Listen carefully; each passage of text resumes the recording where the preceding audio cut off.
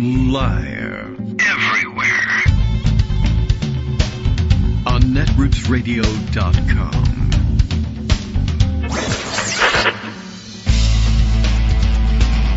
David Waldman. Kagro. In the morning. Now, here's David Waldman. Hey, good morning, everybody. How you doing? It's Monday, November 4th, 2024. Time for another administration to be elected, I guess. I don't know. You guys doing anything this week? Anything on your calendar? Most of you probably have taken care of business already and are just in the business now of volunteering to help other people remember to do their business, I guess. Why not? It's been a weird kind of an election. And, I don't know, nothing really much happened. Let's see, there was some weird sex references from Donald Trump, you know. I don't know if I can explain it, but he found himself late at night on the stage somewhere simulating oral sex on a microphone, but whatever. He's a very stable genius, et cetera, et cetera. Golly, there's a lot happening, and of course tomorrow is Election Day. Greg Dworkin will be here to help us face it.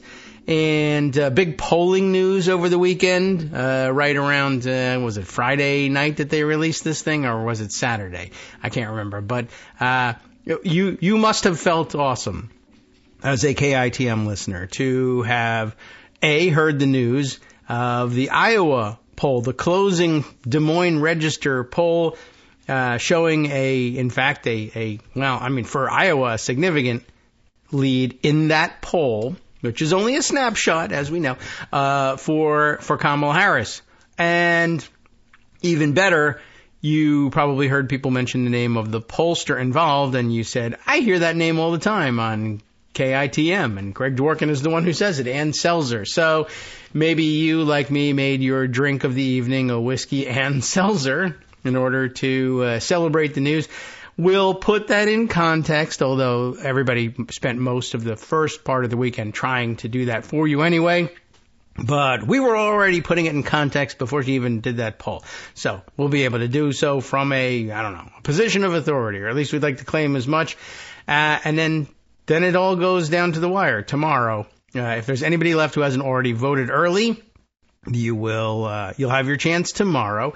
I'll be curious to see what lines are like in some of these places. There's always some places that are underserved, and some of them intentionally so.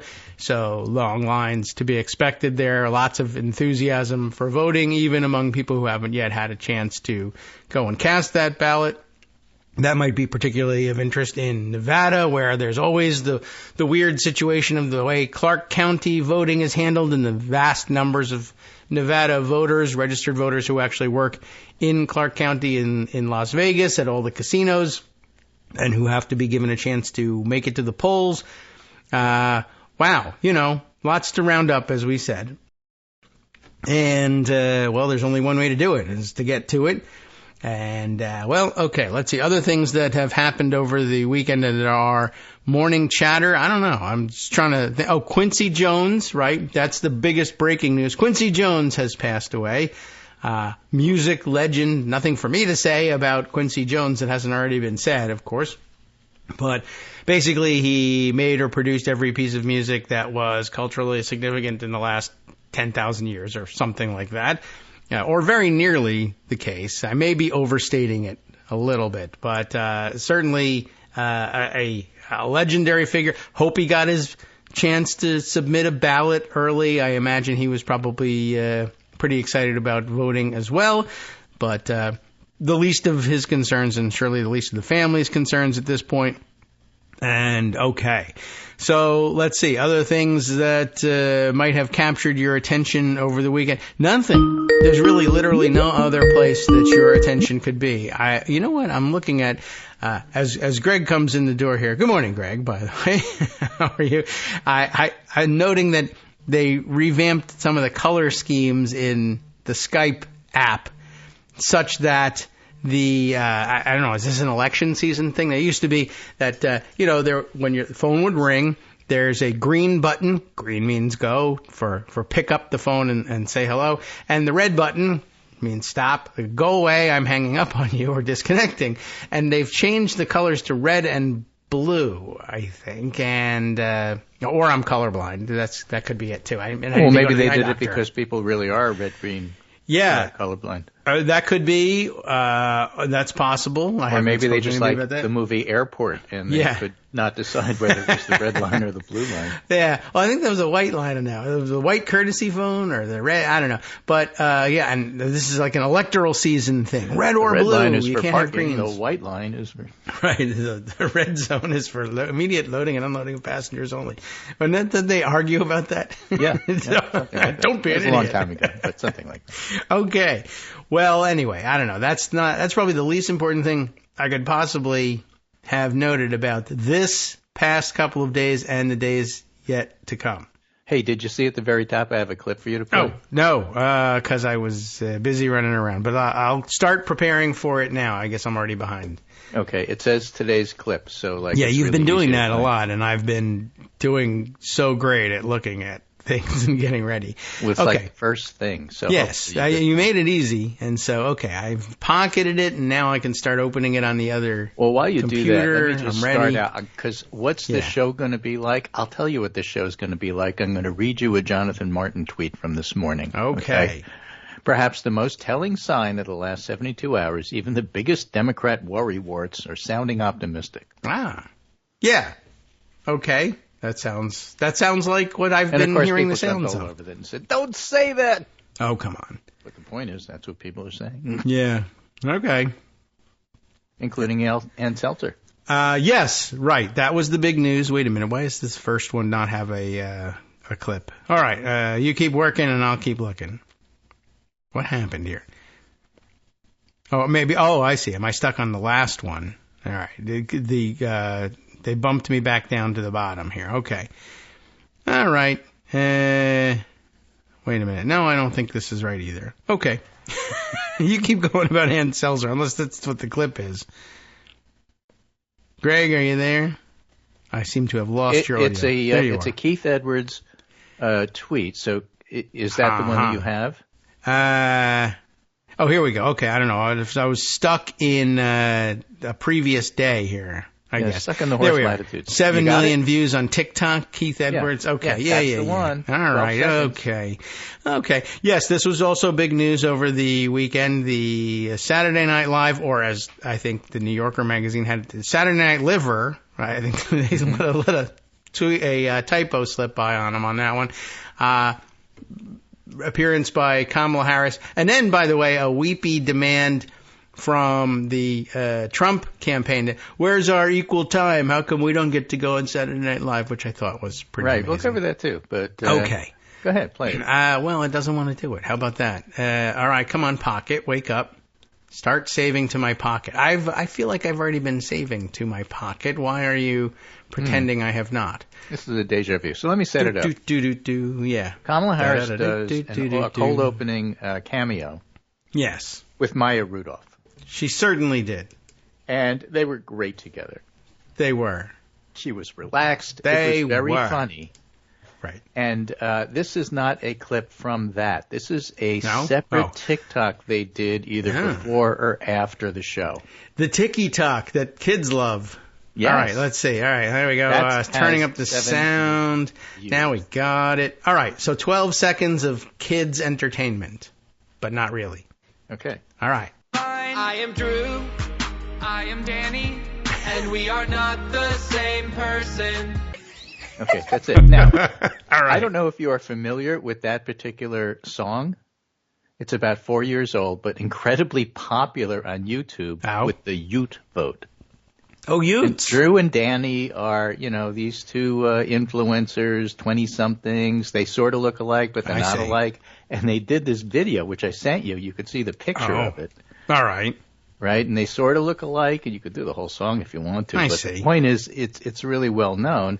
And you have Maya Rudolph basically doing karaoke with Kamala Harris. Yeah. One of them pointing and says, I'm Drew. The other one points and says, I'm Danny. And then they say, but we are not the same person. Then they burst out laughing and hug each other. All right. And that's what the 7 million people on TikTok see. Yay. So you want to talk about vibes. This is her closing statement to kids who are 18 to 29. Voting kids. And voting kids, exactly. Right. Not the grumpy old man who can't keep it together and is yelling at everybody and is trying to, do obscene things with a microphone, but rather this. We are having fun. Yes. That other guy's mad and yelling at everyone. Which one do you want to vote for? That kind of thing. These are the grown-up kids that can vote. The grown-up grandchildren of the kid who wrote to the congressman in Summertime Blues, and now they're all old enough to vote. Right. So, the story, if you want that, I mean, Bloomberg has one. Harris plays herself in short Saturday Night Live sketch. Okay. So, that happened. And by the way, it happened Saturday night.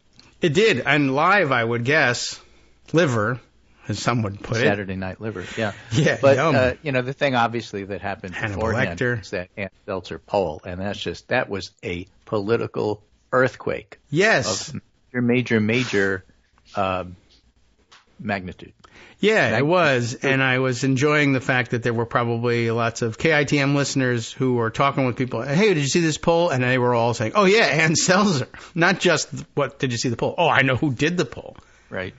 There was some really funny Twitter, tweets about that. One young lady reporter, was saying, so I was just on this dating app, and the first thing they said to me, did you see that Ann Seltzer poll? Another one, I just got a call from my cousin who's in New Zealand. Did you see that Ann Seltzer poll? So, it was reverberating literally around the world. Yeah. Well, that's what happens with the kids and the TikTok and all that stuff. So this one was sent to me by an Iowan. Oh. An Iowan. A Hawkeye? Yeah. Not a Buckeye, but a Hawkeye? Right. There's one kind of those eyes. Yeah. One of those. Not a nutmegger, but somebody from Iowa. Art Cullen. Yes. And he's got a Substack called Art Cullen's Notebook. Yeah. It's in the eye of the beholder, probably. Midwest, kind of thing. Iowa is tacking hard away from extremism. The Iowa poll shows a startling shift to this center. Holy shift. Restore it, my soul, that Kamala Harris posted a 3 percentage point lead over Donald Trump in the Des Moines Register. Iowa poll on Saturday night. Iowa's not lost its good sense after all. Republicans were incredulous, but the poll conducted by Ann Seltzer is the gold standard for America. Her polls, last poll followed by actual results. So you got to put this in context, okay? Yes. 2012, president, D+5, actual result, D+6. 2016, president, R+7. That was also an earthquake poll because everybody thought Hillary was going to win. Actual result in Iowa, R+9. 2020, president, R+7, bit of an earthquake because people figured Biden was way ahead. And this actual result, R+8. And when you go down and look at her polls and say, well, they're actually 1 or 2 points away from the actual result, like all the time. Well, one time she got 5. Yeah. Huh. So that was like a disaster. Well, she's just like a normal person. And a very funny one at that. Oh. She was just on a podcast. I think it was with Tim Miller from the Bulwark people. I heard it there. If she was on more than one. And Swan Marcus tweets, Seltzer was just on a podcast and said, my methodology seems way too simple, but it's worked so far. One day it might not work, and then I'll be blown into little pieces and scattered across the city at the point. But for now it's working, so we're going with it. Yeah, I mean, that's what else can you do as a pollster? Right? And so Matthew Borghardt tweets, okay, Atlas Intel, we send out 180,000 Instagram surveys a day. New York Times, we rate on education, race, age, gender, favorite console generation, zodiac sign, in and out, secret menu order. And Seltzer goes, I don't know, I call people and I ask them who they're going to vote for. Yeah. Well, that's Iowa and something you can do there, I guess. Yeah. So it works. And what she found is what's so important. Yeah, well, I mean, it was important for so many reasons, but, the one we're interested in is it could be right. It could be right because she's usually right. But here's the thing, okay? She got Harris 47, Trump 44 in Iowa. Nobody was expecting that. But Spanish Inquisition was expecting it, but, they're dead. when you add up the numbers, it adds up to like 91. Are there others? There are. Okay. And so of that mushy 9%, maybe 3% are going for third parties. And RFK is on the menu there. He may actually be on the actual menu. No, he's on the actual menu. Yeah, all right. Okay. And so roadkill. And then you have maybe another 3 that are undecided. Okay. So. Sure, it's possible. A point or 2. Silly, but it's possible. And then you got another 3 who are like really mushy because either they refused an answer, like they answered the rest of the poll, but I'm not going to tell you who I'm going to vote for president, or they left the top line That'd be blank. interesting. Or they haven't, they don't know. Right, or there was a glitch in the phone. Something. So there's still a few votes out there. I just have a really hard time thinking that there are shy Trump voters that wouldn't tell Seltzer who they were voting for. It's ridiculous. He was up like 19 points, 18 points, against Biden. So I don't believe that they exist. It's hard to believe now, considering how forward most of them are. The point is, if they all broke Trump, I suppose he could still win in Iowa. If the poll is correct, in other words, they could break after the poll and then win. And Seltzer acknowledges this. Yeah, Said, or the I'm poll not could just be wrong. I don't know. Because polls don't predict. They're just giving you an idea of what's going on. Right. When I called people, this is what they said. Yeah, Tim Miller said, so what about all these other pollsters who wait to 2020 and try to adjust and that? And she said, I don't understand why they do that. I mean, the past is the past. We're trying to figure out what's going on now, not what happened 2 years ago or 4 years ago or what year you're supposed to pick. All we're doing is asking people who they're voting for. Yeah. This is what they're telling us. Okay. What we will wait for is if we get 98% Republican women over 65, and that's all who's answering. Yeah, we'll weight that down a little bit. That's okay. Better. And the thing about the poll is that the reason this is happening is because women over 65 are breaking Harris 2-1. Okay. Yeah. All right. So just keep that in mind. In other words, the generation who is most upset about what they're seeing here are the ones who knew what it was like before, knows what it's like now, and is not accepting this on behalf of their grandchildren. All right. Yeah. Okay. And they vote. Yeah. And that's the thing now that their grandchildren kept emphasizing. We are talking about people who not only are really strongly on one side or the other, but they vote. So, yeah, they're likely voters. You can't get more likely than these people. No, and Iowans, they have that practice, there's a blizzard. You want to vote? Yes. So you ask Ann Seltzer, why is this happening? She'll tell you, I can't answer in a data-driven way the way I would like to. But, we do have this 6-week abortion ban that went into effect, and people don't like it. No. So there's a major public policy issue that people have been expressing an opinion loudly about and feel very deeply. Huh, yes. And weird. So what can they do? This is the first election they can vote about it. Yeah, maybe now, they that should. has really strong implications. For example, what if she's absolutely right about Iowa, but it's got nothing to do with anywhere else? Okay. Because this happened in Iowa, and so they're really upset in Iowa about this abortion ban. Well, abortion bans are on the menu in a lot of different places. Yes. They're on the ballot. And so maybe it has implications beyond Iowa. Also, as folks have been pointing out, it's really interesting now that you mention this. There was a closer than expected Ohio poll. There was a closer than expected Kansas poll. There was a bigger blowout for Harris than anybody thought would happen in Nebraska, too. These are all neighboring Iowa. Oh, okay. And so maybe it's there's a virus something going on here. Yeah. Kansas is neighboring Iowa, but, the others are. All right. They're the same region. And so, maybe something's going on here. You look at white states, and these white women are really upset. Yeah.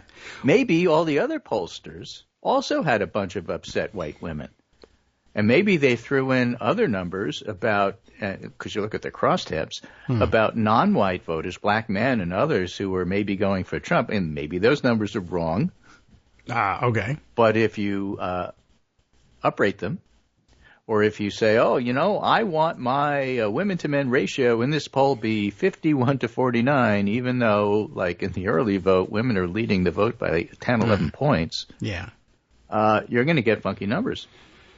And maybe Seltzer's right, and maybe everybody else is wrong. And I'm just saying, I wouldn't bet against her with her track record. No, I mean, well, I can see why. At least in Iowa. And there were there's that. I mean, I did see somebody on social media saying, gee, I don't understand something. I just distrust these national pollsters who try to give you a snapshot of a state. And it was like, but this is a person who's based in Iowa. She also does national polls, but she's an Iowa pollster. She'll do any poll that people, will pay her to do. But her method is really expensive, so she doesn't get that many. Okay, well, there's that. But the idea was this is not a DC-based person coming and saying, oh, I can do Iowa as easily as any place else, so much as it is an Iowa person that says, I can do national as easily as I do Iowa, yes, but I'm Iowan and I specialize. She doesn't do that many national polls, so you can't point and say, oh, she's always right. Okay. But, she is probably the best pollster in America. Well, and every pollster you ask will tell you that, but she's the best. You don't want to, you don't hear that about, with great frequency and near unanimity about anybody else, really. I mean, basically she's the Michael Jordan of pollsters. People are always saying he's the best. All right, so I just randomly picked a paper. I picked the Washington Post, so I just opened up their website. I see. That sounds random. The Washington Post, democracy dies in darkness. They didn't get rid of that yet. It can die anywhere. I'm just going to read you the first 4 stories in their headlines. Okay. Election 2024. 24. Here it is. What? 1. Trump versus Harris divides a marriage, a town, and America on election eve. A sharply split nation is headed to the polls. Voters on both sides are motivated by fear of the other. All right. Next, Harris-Trump focus on big prize of Pennsylvania. Next, GOP's closing election message on health baffles strategists, worries experts. Next, what a Trump presidency could mean for U.S. workers. Okay. Death. What's missing from this headline barrage here? I don't know. Well, you see one word about Dobbs? No. Well, I mean, I guess they probably think they covered it with. I think I said the word health somewhere. Yeah, a couple of years ago, so I'm covered, right? Right. So you go back to Seltzer's poll and say, oh my gosh, Dobbs is driving all of this. Let me go look at the headlines and see if Seltzer's poll is changing the narrative. Number 1, it's not a tied race, not if Harris is ahead by 3 or even if she's behind by 3 in Iowa. It's not a tied race, number 1. Number 2, this is all being driven, by stuff that the media has already told us isn't important. So let's go back to Art Cullen's notebook and say this. Independent women, and especially women over 65 who remember how things were, rushed to the exit. They now favor Harris 2-1. The biggest issue for Harris supporters in the latest Iowa poll is saving democracy at over 50%, followed by abortion at 22%. All right. I mean, and they sort of not go the hand border, in hand. Not inflation, not crime. No, really? These are the issues that are motivating the people who are voting for the winning candidate. So, I suppose if you're really, really worried about the latest caravan coming from Mexico, you might vote for Trump, but is that what the majority of people think? Well, apparently not. Whoa, she shouldn't be spending so much time talking about Trump and January 6th. People want to hear about kitchen table issues. Well, apparently democracy is a kitchen table issue, which, we'll get to in a little bit, maybe in the second part of the show, when we talk about a really fascinating story from the Detroit Free Press about an Arab American family wrestling with what to do. Yeah. By the way, that's only the second part of the show from your perspective. Yes. It's the first part of the show for me. But yeah. Well, everyone has their own frame of reference. Everybody has He their means own after frame the of break. reference. Yeah. Which is coming. It's your show. You get to have whatever frame you want. Oh, yeah. All right. Okay. Yeah. This is, okay.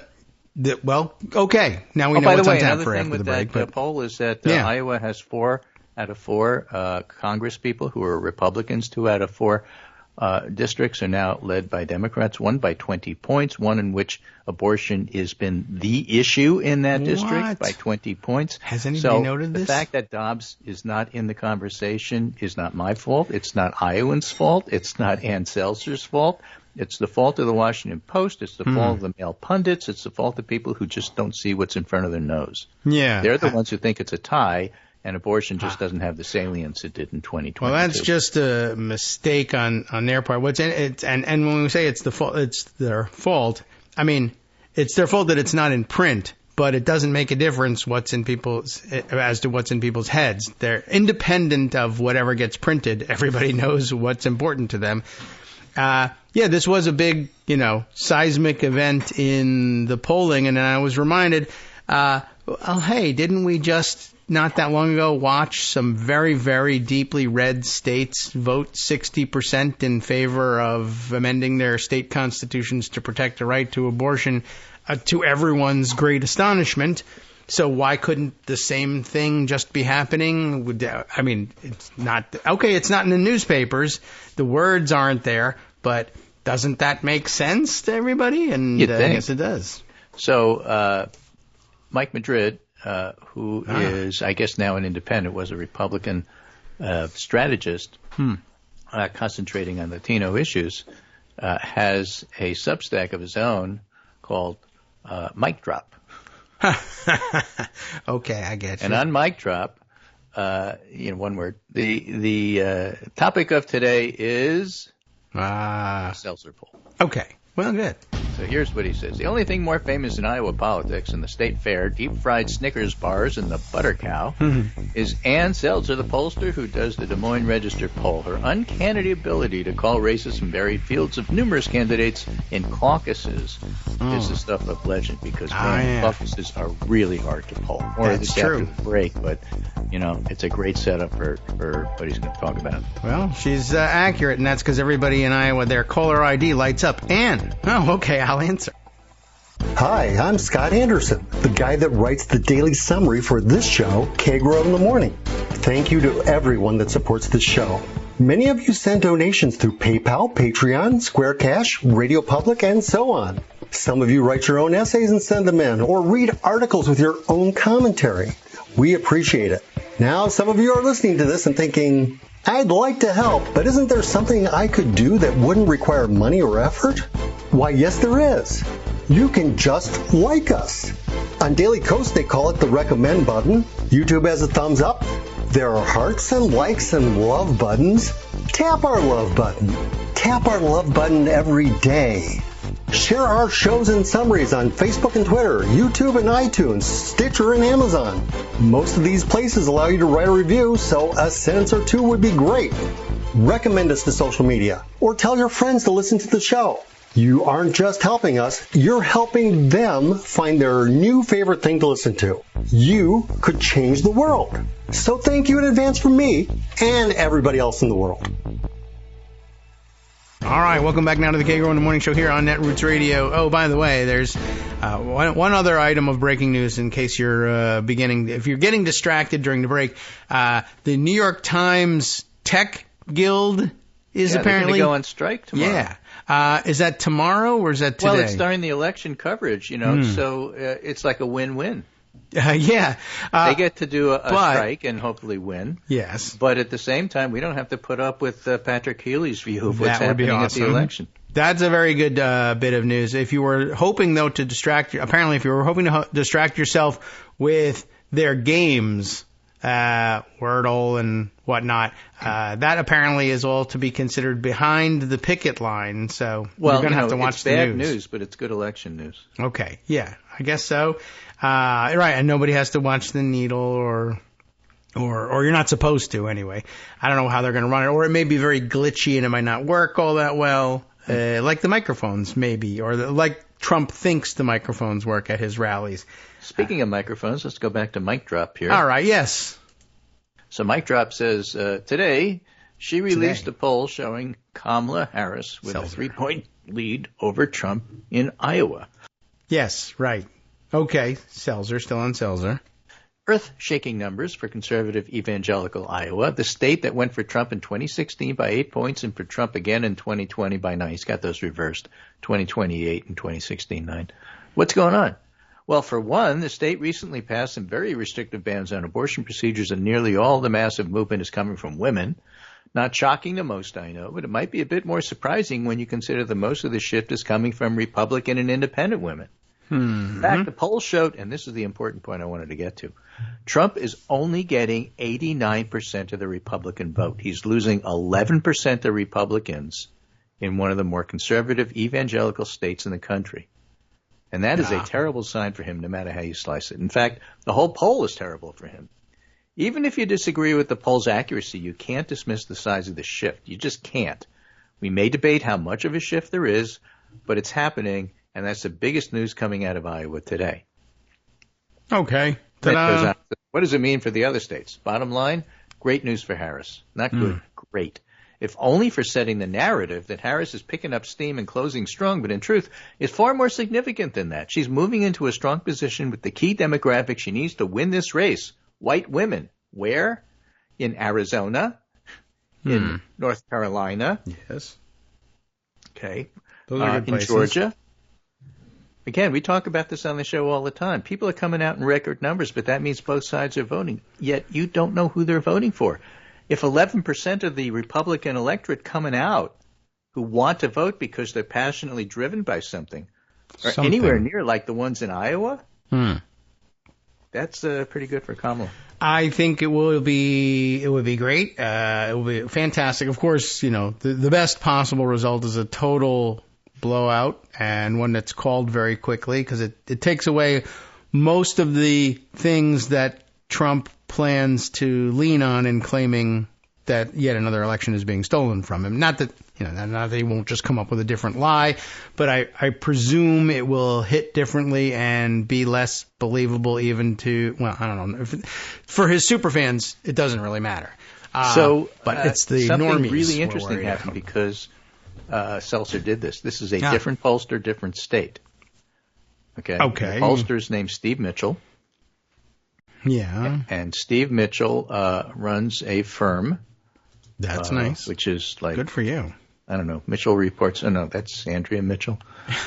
But something like it. Mitchell Co. I don't know. Yeah. Not it's sure. Mitchell Research and Communications. Okay. Sounds normal. And they did a poll for Michigan. You would expect. Okay, Michigan. Right. Are they based in Michigan? Yeah, I think they are. Okay. And they, in their last poll, found that Trump was up, I think, by 1. In Michigan, okay. Right. And Mike Rogers, running against Elisa Slotkin, was up by 1 or 2. All right. People can find things like that. And then Seltzer comes out with this poll, and they go back and reconsider. They didn't change their numbers. Because they're honest and they're transparent, but they ran another poll. Okay, sure. And this is the write-up that came with this new poll that they just ran, which has Harris up by 2 and Slotkin also up by 2. Okay. Sounds nice. Yeah. And they write, one criticism of pollsters is that they herd, H-E-R-D, at the end trying to be close to other pollsters. That's not what we do. Before polling began, we looked at what we thought would be the likely turnout in 2024. Every poll we conducted, including this one, was weighted exactly the same. We didn't change the weighting. This new poll is different than the poll we just ran. We weighted party affiliation, gender, age, race, area, and education. Seems clear now. We are undersampling women, African Americans, and the city of Detroit based on absentee ballot returns and early voting patterns. I see. However, to assure we're comparing apples to apples, we kept the same weights as we've used all along, and because of the strong belief in transparency, we always include our crosstabs. You can go check. We didn't change that. Okay. Harris is picking up steam, in other words, even given the fact that we probably got the weighting wrong. Harris is picking up steam and winning, even though we are undercounting women. Okay. As well as African Americans in Detroit. All right. Okay. So I thought this was pretty interesting. As pollsters, we are, of course, aware of what other pollsters are showing, but having done this for 40 years, you just have to follow your numbers and see what happens. Then he adds this. My intuition, based on the interviews conducted later in the week by texting voters and directing them to SurveyMonkey, is that this race could move for Harris. But my numbers are from Tuesday through Saturday. That's what I'm reporting. Today's Monday. Had he continued polling, this might even have been a bigger lead for Harris, the way things were going. But we don't know because we don't have the information. That's that's one of the big shortcomings of polling in general is that they tell you all along that the key is the late breakers. We just can't call them because they're busy breaking. Yes. So you never know. So they are always trying to at least guess, okay, well, this is what we got snapshot-wise. And there's always this mysterious, how could you possibly not know who you're voting for at the last minute, 7%? Well, okay, they're going to make up their minds, likely, and cast a vote. But if we call them, they won't be there. They'll be at the polls voting. And what difference would it make? Because we wouldn't be able to tell you what they did until you already found out what they did on Wednesday. Yeah, now here's another tidbit he throws in, which is really interesting. Yeah. Two-way race by age. Okay. 18 to 29-year-olds. Yeah. Harris leads by 6 points, 52 to 46. I think it's higher than that, but that's what they got by undercounting. Yeah. Right? And but that's what they got. Still the Michigan one. Yeah, okay. Yeah. Harris leads with 30 to 44-year-olds, 60 to 33. Hey. They must know something, these older Okay. The usual difficult Gen X people who grew up with Reagan and are therefore Republican in their brains because God knows why. Hey. Trump leads with 45 to 64-year-olds by 8%, 53 to 46. Okay. Sorry, everybody. Okay. Yeah. But this is interesting. Trump is also leading with 65-plus voters. His previous 8% lead has slipped away into a loss. Harris is now leading by 1%. Oh. Okay. Wow. So who are the people in Iowa driving the Iowa poll? Same. Women over 65. Okay. They are undercounting women. Oh. This is going to turn out to be a bigger lead for Harris than their poll numbers show. They sort of acknowledge it, backdoor, but they don't have the data to prove it. They're just telling you, look, we got this poll result, but I have to tell you, late breakers really look to be going to Harris. That's why Jonathan Martin keeps saying even the bedwetters are getting optimistic. Oh. We can dry this bed. Yeah. They're very excited. All right. So the little old ladies or even some of the bigger old ladies. Remember they undercounted Detroit? Yes. Right. So? Yes. Do you remember that? Okay, we all acknowledge that Harris is picking up white voters relative to Biden, but he's losing African Americans. Yeah. All these men are voting for Trump because he was on Joe Rogan or something. Mm-hmm. Among African American voters, Harris leads 87 to 9. Okay. Yeah, that's about what I was hoping for. Well, maybe it's not true. That, as the New York Times Siena poll claims, that there's this big realignment here, and that, Trump is picking up all this steam from, Puerto Rican voters. Yeah, there's definitely that happening. Sure, I'm sure Trump's So this poll is fascinating because they basically went back in the field and then came back and said, okay, let me explain to you what's going on here. They never do that. Just like Trump never acknowledges that he's losing, but he said to Jonathan Karl from ABC, I might lose. Okay. He does sometimes say it. And then he said, no, but I didn't in 2020. Right. So that's why I think that whole thing is really fascinating. Now, let me tell you about another poll that came out that's sort of shaking things up a little bit here in the last few days. Yeah, right. There's a Montana pollster named Stephen Luchtman, Leuchtman, and I've written him, but he's in Montana, so he's probably not up yet because he posted this at like 2 a.m. our time. Right, got to wait for the Pony Express to get there. So I had some questions. I'm not sure exactly, is he a Democratic pollster or does his firm work for Democrats? All I know is and I'll read it to you verbatim. We did a last Montana poll. All right. Why not? And here are the details. Okay. October 31st through November 3rd, 766 people surveyed, margin of error plus or minus 3.5. Okay. Okay. It's 28% Democrats, 36% Republicans, and 36% independents. It's as Montana can get. Top lines. Mm-hmm. President Trump 51, Harris 39. Other 5. Okay. U.S. Senate, Tester 49, Sheehy 45. Ah. That's what I wanted to tell you. Yes. Maybe he shot himself in the foot. Sheehy? Yeah, but the bullet fell out. Yeah. So nobody saw it. So I went to the emergency room, but there are no records. Right. These are all things that she has claimed. He's a terrible candidate. Tester may wind up winning them. Yeah, that would be fantastic. Okay, I get it. Fine. All the other polls say stuff. The polls are whacked this year, my friends. Yeah. Yeah, I mean, you were right to expect that it would be worrisome and close, and that it's possible that Tester could lose, and all the polls still were possible, saying still that. True. This poll would be wrong. Yeah, all true. All. On the other hand, Harris may win bigger than just a tie, and the Democrats might take the House, and the Democrats might keep the Senate. Wouldn't that be wonderful? Because let me tell you something, my friend. Yes. If Harris is winning +3 in Iowa, and Ohio is only +5 for Trump, Sherrod Brown may win his race too. Yes, I understand he's represented the state for quite some time. If Texas is only 5 for Trump, Ted Cruz may lose his race. These things are all He's possible. Not popular.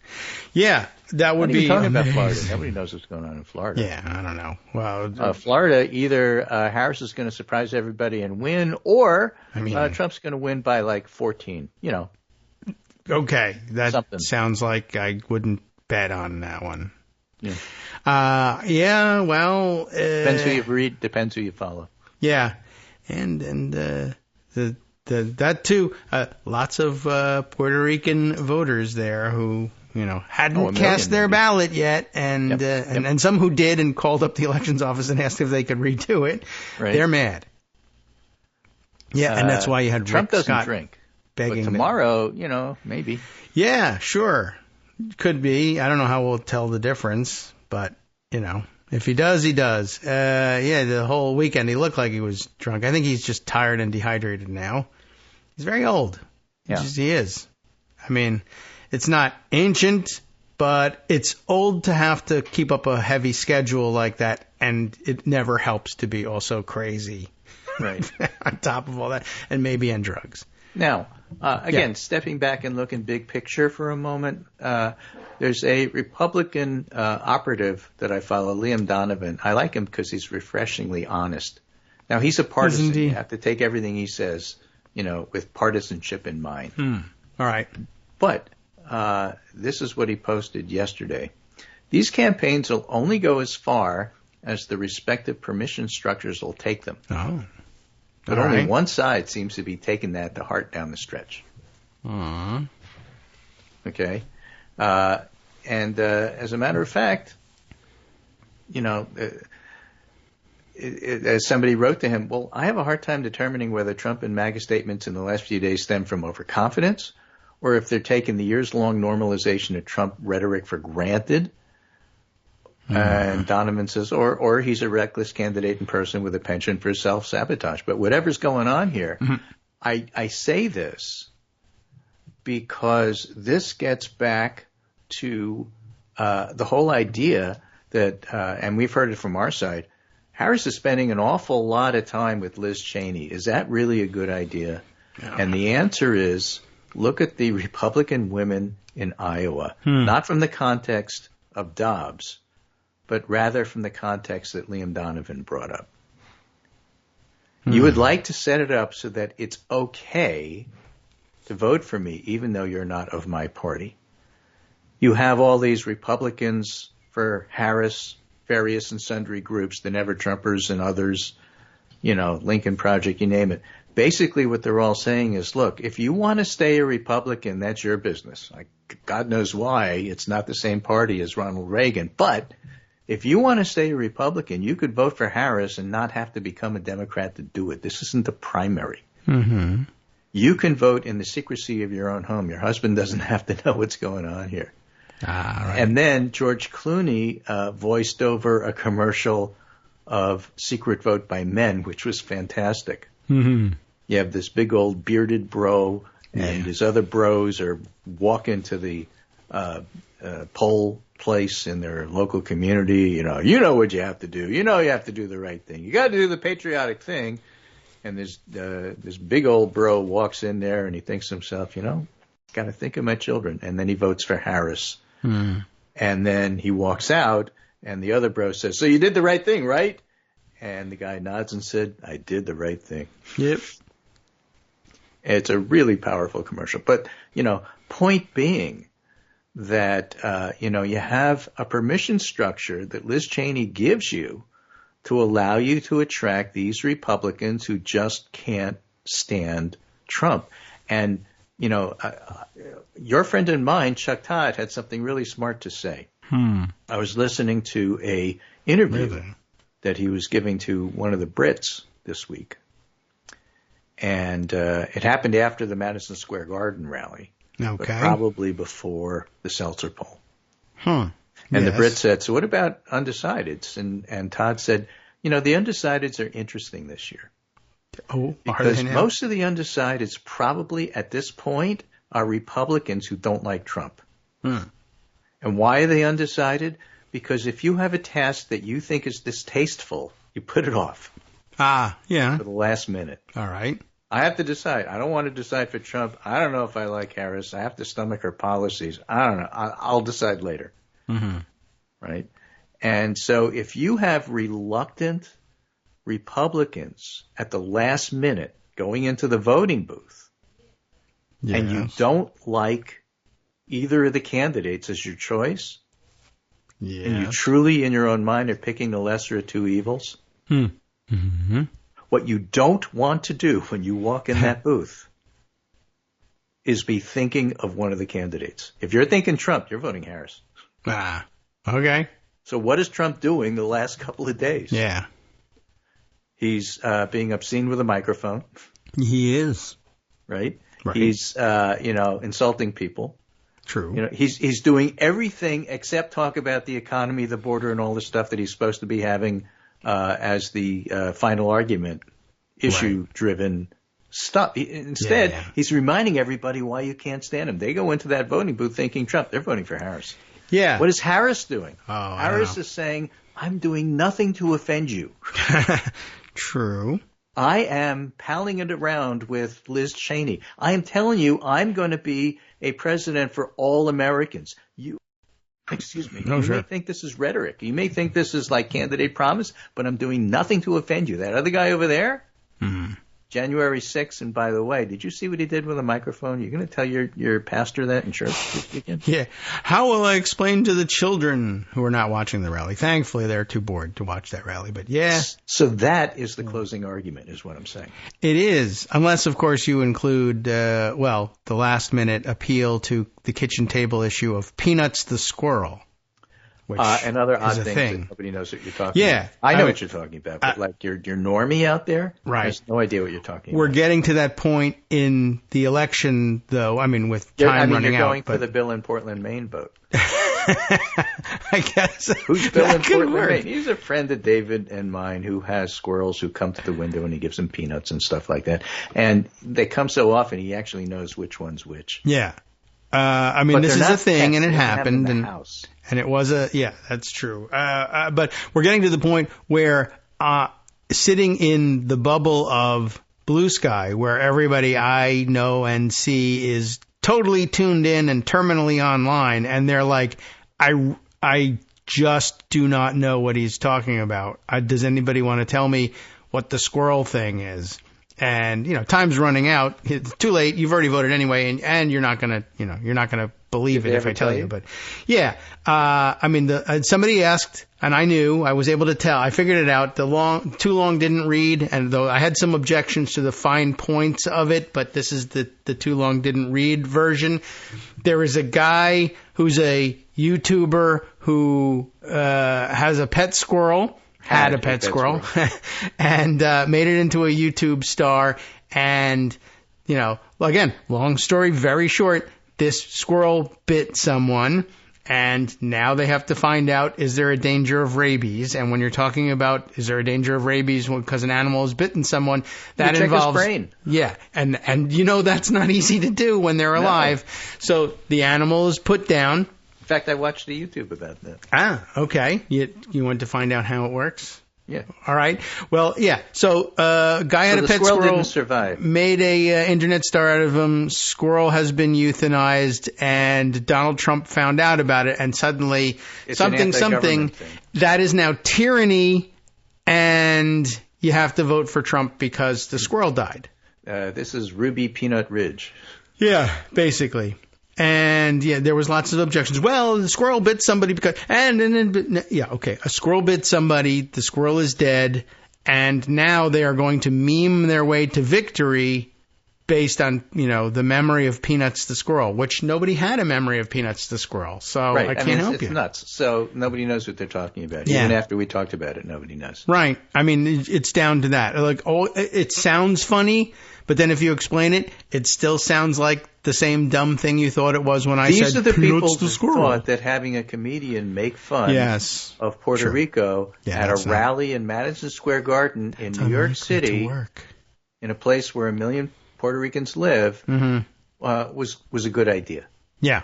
And many people have tried to explain to me why it's such a big deal. Many people are saying this. Many people are saying the thing about it when you get down to it is that it's really simple to understand. You don't have to do this, Peanuts the squirrel, and then everybody laughs because you said joke number 14. It's one of those, he said I'm garbage. I understand that.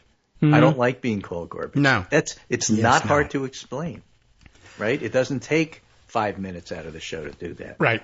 And so what happens? After this happens, Trump understands it's a big deal, and then he tries, because of his own creative genius, instead of sticking to the economy and the border, he's going to dress up in garbage man outfits and drive a garbage truck in circles. Yeah. In order to, why? He's trying to make a point that Joe Biden flubbed some line somewhere that nobody heard because he's not the candidate about garbage. And there is evidence to show in interviews by reporters that the Puerto Rican community said, and then he doubled down and started driving a garbage truck again. Yep. Who told you that was going to happen? Again. So Trump is keeping that slur alive. Yeah. The day he did it, I was like, people are not going to understand what this is about. They're going to think he's twisting the knife. I was driving the garbage truck because of Peanuts the squirrel. That might Why be don't you understand that? Right. But yeah, Puerto Ricans are going to view this as you demanded an apology. Watch this. And I dressed up in Pepe the Frog outfit when I did it. You don't get it? It's hysterical. Yep. And normies are looking at that and said, this dude is like really damaged. Yeah. Not to mention the fact that he almost fell down and broke his hip getting in the garbage truck. Okay, fine, it was wet. The funniest way anybody to die. can do that. The fact that he didn't have the strength to open the door is a different issue altogether. Yeah. So Kamala Harris joked about that on Saturday Night Live. I caught that. Yeah, I can do something for you. Donald Trump can't open doors. You can open doors. Yeah, that was in there. Line. That was in there. That was a good one. Well delivered. Yeah. Man. So, but yeah, there's plenty of evidence and lots of people doing interviews with Puerto Rican voters citing the garbage thing and telling them, or people having explained to them, well, the reason he did the garbage vest thing and the truck thing was because this other thing, Biden. And they're like, I never heard of that. I thought he was just teasing us again, once again, sticking it to Puerto Ricans. So I'm going to leave you this article because we don't really have time to do it justice. Well, let's not do it justice. Let's Arab American Parents Dinner Table Debating the Trump-Harris Ballot. Dinner table. But the long and the short is, despite the pain and difficulty of this particular issue, the parents came around to voting for Harris. Uh-huh. The election's tomorrow. Yeah. There are so many deep issues here. However you fall on the issue of what to do about what's going on, they're voting for Harris. That's what I want to leave you with. Well, Glenn Youngkin says, listen to the parents. So there you go. Well, he does. Oh, okay. He means different parents and the ones that say something else, I think. Yeah. But it's interesting because the author of the piece, who is an editor for the Detroit Free Press, says, my parents are guiding the way. I'm not quite there yet, although I'll probably get there. but I really understand what they're saying. Okay. Right? It's painful, but you got to make a choice. Yeah. And sitting this one out, you can't do. Okay. So that's the message for everybody. For you late deciders, those of you who are coming in at the last minute, clear movement to Harris. The Democratic operatives, even the ones who are normally very pessimistic or optimistic, as Jonathan Martin notes, we're going to win tomorrow. The question's going to be, how much? We don't know.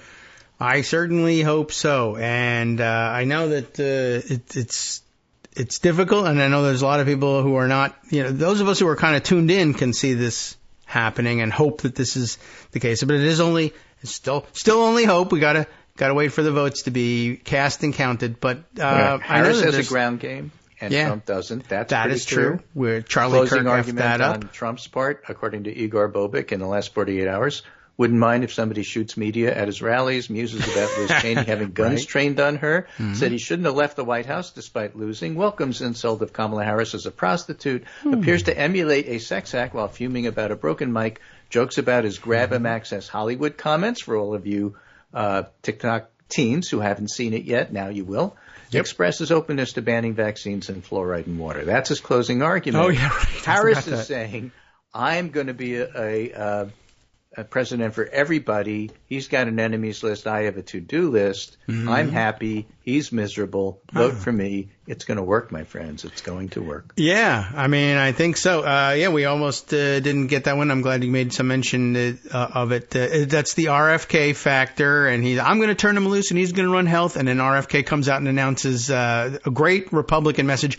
We are going to ban Mountain Dew, mayonnaise, Doritos, a couple other things, children's sunscreen. I don't think that was big with the MAGA crowd necessarily, but if you hate cancer, that might be a big deal. But yes, so I did see people saying they're going to ban mayonnaise and Mountain Dew. It seems like they're trying to throw this thing at the last minute. Republicans are not going to respond to that message. All right, let's have an election, and then you can come back after we figure that out. What do you think? You can come back tomorrow, too, if you want to. All right, welcome back now to the Kagro in the Morning Show here on Netroots Radio. Hey, I forgot to say anything about going back to standard time, but obviously, I felt like you didn't need that warning. But I guess I should have said at the beginning of the show, if you think I am an hour late, then you're in trouble and you forgot to set your clocks back. But my clocks mostly set themselves back now, so I'm not even certain how that is working. The iPhone I can understand how it's working and does that, but I don't know. I have one alarm clock that doesn't set itself back or forward, and one that does it automatically but has the wrong time on it.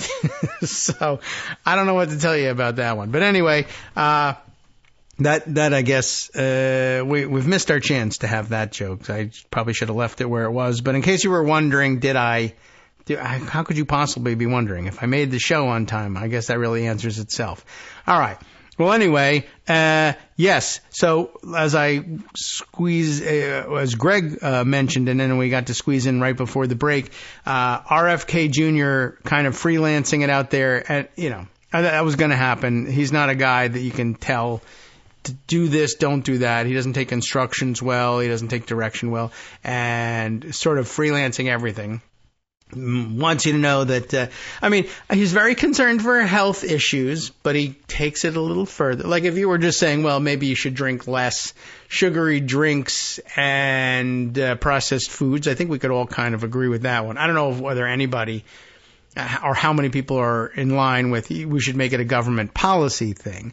But it did remind me that once again, standing politics on its head, which he may saw off at some point, but standing politics on its head with respect to, it was a couple of years ago, not that long ago. It was one of those I'm so old, I remember when kind of posts over the weekend.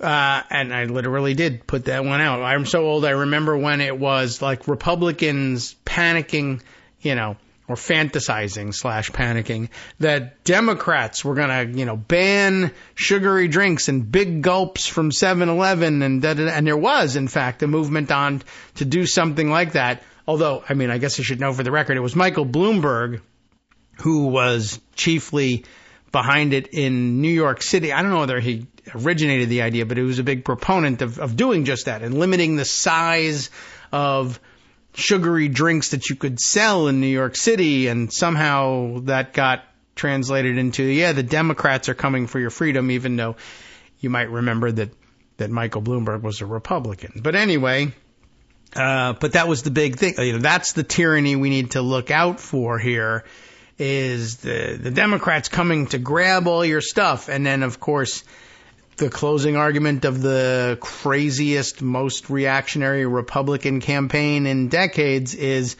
no, we're going to do that, actually.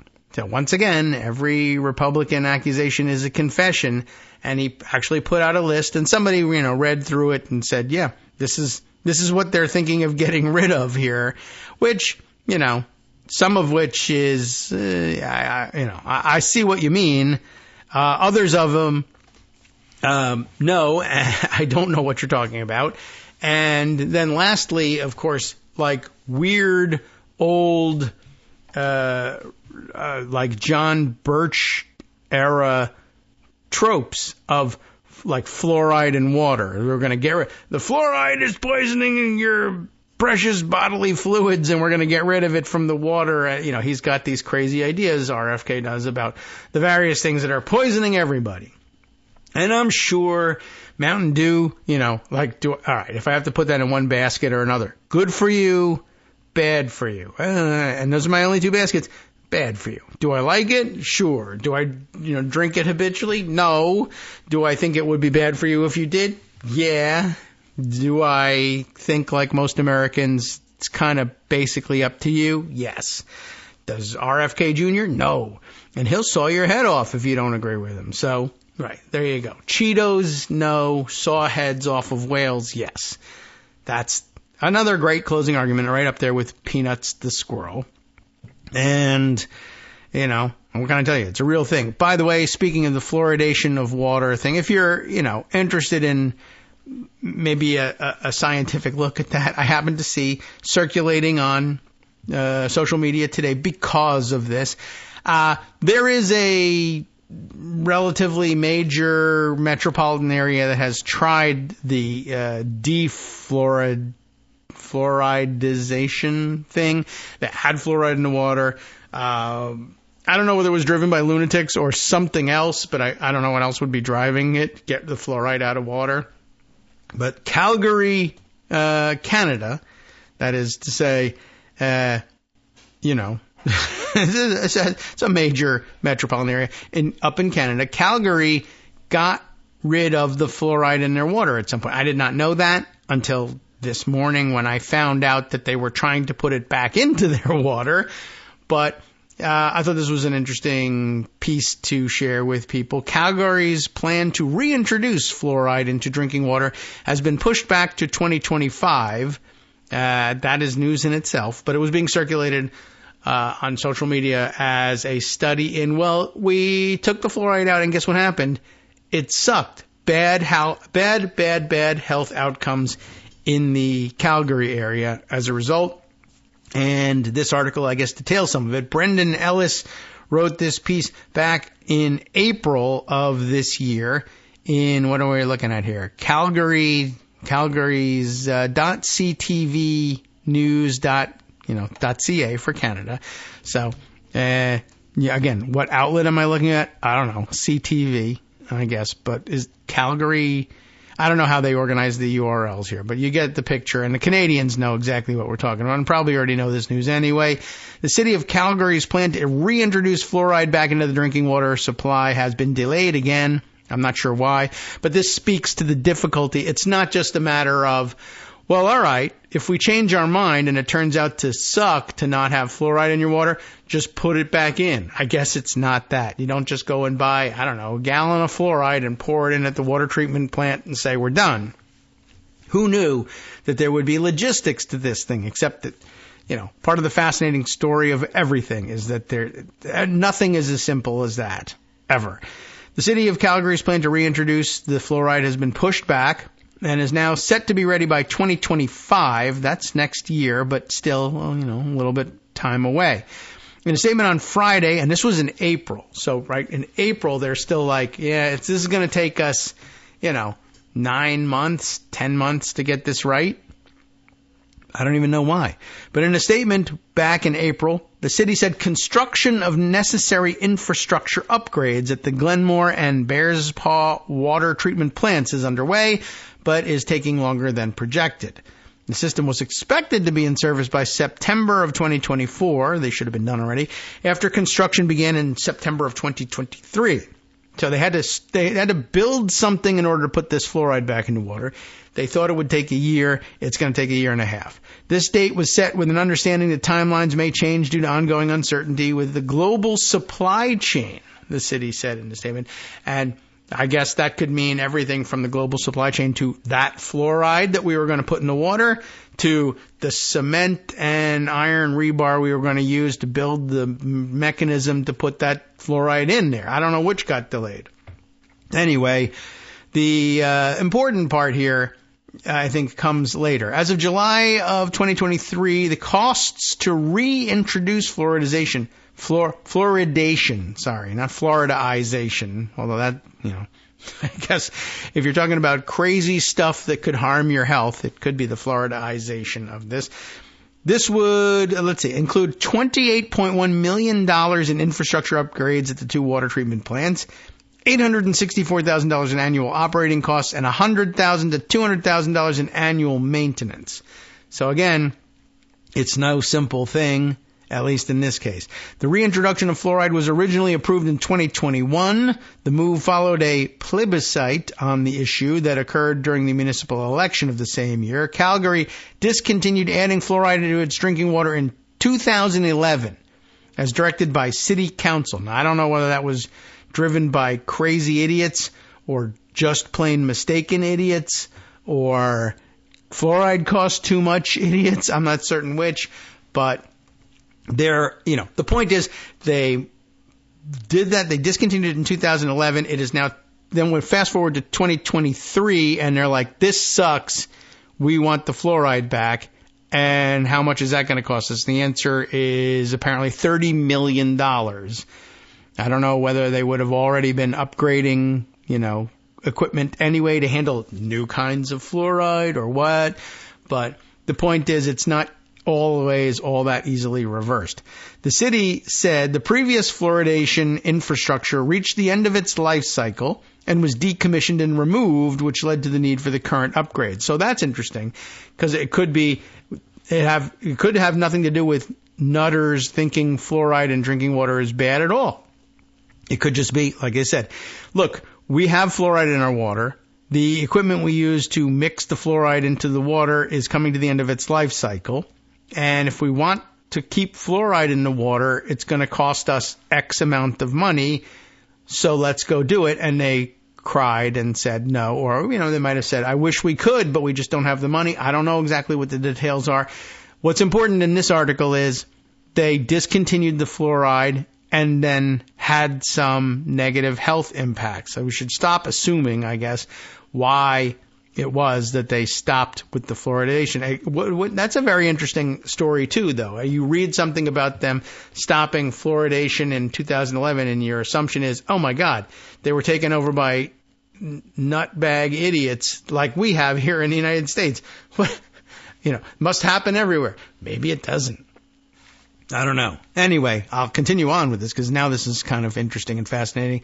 Fluoridation has been a common issue at City Hall with several previous plebiscite votes in 1999, 1989, 1971, 66, 61, and 57. Going back to like the old school, the communists are using fluoride to control our minds kind of thing.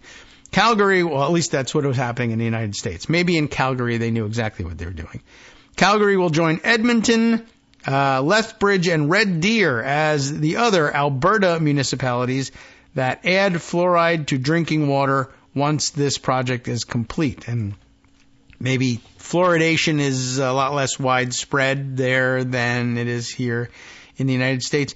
But here's some of the health background here. Fluoride in Alberta is the next section here. James A. Dickinson, professor of medicine at the University of Calgary, said the rates of dental treatments under anesthesia That is to say, people who need extensive dental treatment as a result, probably, of not having fluoride in their water. The rates of dental treatments under anesthesia have risen steadily in Calgary since the loss of fluoridation. Can you believe it? We are concerned about avoidable and potentially life-threatening disease, pain, suffering, misery, and expense experienced especially by very young children and their families due to dental decay, Dickinson said in an emailed statement. I know everybody's like, oh, big deal, you get a couple of cavities. No, it's actually a big deal in terms of potentially life-threatening disease, pain, suffering, misery, and expense. Experienced, by the way, by very young children. Oh, that sounds like something you're going to want to avoid. In just 8 years after fluoridation ended in 2011, the need for intravenous antibiotic therapy by children to avoid death by infection, in case you were wondering why, rose 700% at the Alberta Children's Hospital. Do you think something is wrong with the decision of, say, someone like RFK Jr.? You know what? We're going to ban fluoridation of water in the entirety of the United States. And we're going to take away your health care. Like, you're dooming us to destruction, guy. What is wrong with you? According to Dickinson, a recent University of Alberta study shows that for children under 5 years old, the rate of dental treatments under anesthesia, under 5, okay? You want your kids to undergo anesthesia for any reason? At any point ever? No. Under 5? Really wish that wasn't happening. Dental problems that send them there? This was avoidable, right? So anyway, the rate of dental treatments under anesthesia doubled from 22 per 100,000 in 2010 and 11 to 45 per 100,000 in 2018 and 19. Yes, you can avoid some of it with, careful and, practically religious dental care. But how are kids with brushing their teeth before they're 5 years old? Not great. For kids aged 6 to 11, the rates rose, though, from 14... Oh, they also rose, but not by as much. From 14 per 100,000 to 19 per 100,000. The older you get, the better you can understand the instructions and importance of taking care of your teeth. Right. It's the kids that can't who end up really in trouble. The rates stayed the same over that time period in Edmonton, where the water is fluoridated. Okay, Edmonton, right? So as a test case, they did fine. Since fluoridation ceased, the cavities in teeth are more numerous and larger. These might require filling or extractions, Dickinson said. They are occurring earlier in a child's life, so the treatment can require general anesthesia. Really not that healthy if you can avoid it easily by, putting a couple drops of fluoride in the water. But, of course, RFK Jr. says nope, and also no mayonnaise and no Mountain Dew. And, like they're saying on the social media, that might not actually be all that popular in MAGA world. But just thought I'd add that. I thought that was kind of an interesting thing, like in case you were ever pressed for details by somebody on the street and you decided to continue to engage with them about that, you can say, well, here's some scientific evidence. In Calgary, they took the fluoride out, never mind why, but they did, and they went without it for 10 years, and guess what happened? It all got effed up. All right, let's see. A couple of other things to maybe you want to get some updates. Here is something I got in email just the other day, a follow-up, well, a couple of follow-ups from a couple of loyal listeners, including... Let's see, it was Linda Chapman had sent something the other day and then sent a follow-up. Right. More information and pics, more details on the fire suppression systems in those Washington State ballot boxes. Okay, maybe today isn't the day necessarily to spend that time. But it's actually quite fascinating. I wanted to at least mention, thank you very much, that there's a follow-up in the Seattle Times regarding those ballot boxes and the fire suppression systems in there. There's really interesting pictures of how they are mounted in there, and this is a great story of the manufacturer who makes these ballot drop boxes, and they're in Puyallup, And anyway, apparently the name of the company is Laser Fab. I guess their laser fabrication is their gig here. And they make these steel drop boxes that have been placed in 15 states around the country, and basically how they build them essentially like tanks. They're behemoths. The biggest of them weighs 1,200 pounds. They're bolted into the ground. They have fire suppression systems in there. All very interesting and sophisticated, and thank God they've got it all. I guess really the commentary I'll make on it today is, holy crap, look at what we have to do in order to keep lunatics from lighting people's ballots on fire in this country, and that's a problem. The fact that we have to deal with that at all is a major issue in and of itself. I will jump over to Jeremy Freiberger, who has a couple of closing thoughts on the election. The fire suppression system thing, I feel like, one, I guess if we have to hear about any more fires between now and, say, end of the day tomorrow, that will become relevant again. But just know that there's a very sophisticated system in place, at least in the Pacific Northwest, if they're buying their ballot drop boxes regionally. But Jeremy had a couple of things to add here. Just pointing out, as ballot counting begins, final thoughts, he says, before ballot counting begins. Unlike 2020, we haven't heard much of anything about this fall about stalkers intimidating people at ballot boxes and or early voting locations. We've certainly heard less. And that's good news. But I have seen such stories. And in the last couple of days, like really last day or two, actually some weird stories about it originating both, now that I'm thinking about it, in Florida. I've heard other people on social media saying I went to early vote and there were some people who were yelling at me from their car. Okay. And that will happen. And I can't really speak to whether or not it's been happening more or less. I haven't heard a great deal about it. You would think that they would have raised this to an art form now, and they'd be intimidating people everywhere. And it may be that on Tuesday you'll find that that's the case. But it hasn't been as big of a deal and hasn't been as widely reported. But sometimes, you know how it is with the news media. Sometimes they fragment these things, and they're just local interest stories, like when kids get a hold of their parents' loaded weapons and accidentally shoot themselves. No one treats it as a national trend for some reason. But anyway, down in Florida, we've heard in the last couple of days that I guess the kids, the TikTok kids, but the conservative TikTok kids are out threatening and beating people up. However, so that seems weird. There was a story a couple of days ago we didn't get a chance to mention of the 17-year-old Trump supporter or apparent Trump supporter who showed up at some sort of public demonstration brandishing a machete and threatening people. That seemed awfully weird. And then just last night, I was pretty sure that I saw, and I got to make a note to myself to find these stories of these assaults, but a young apparent Trump supporter that is showing up in a Trump T-shirt and antagonizing people at a Harris rally. And then, but shortly afterwards, on their way away from the Harris rally, punching an elderly woman in the stomach on his way by. Just, the kind of things that the kids are doing these days, brandishing machetes and punching elderly voters who are out at rallies. So there's a little bit of that going on. But Jeremy, I guess, noting that there's a lot less of it, or at least less of it in the news, and that's good news. But goes on to say, so lots less of that happening, nor have there been many reports about boat parades, for instance, or road-bound Trump trains. That's true. I haven't heard much about that. I guess if there's any lesson anybody learned, it was the boat parades end up sinking your boats. So maybe that's why there's fewer of them.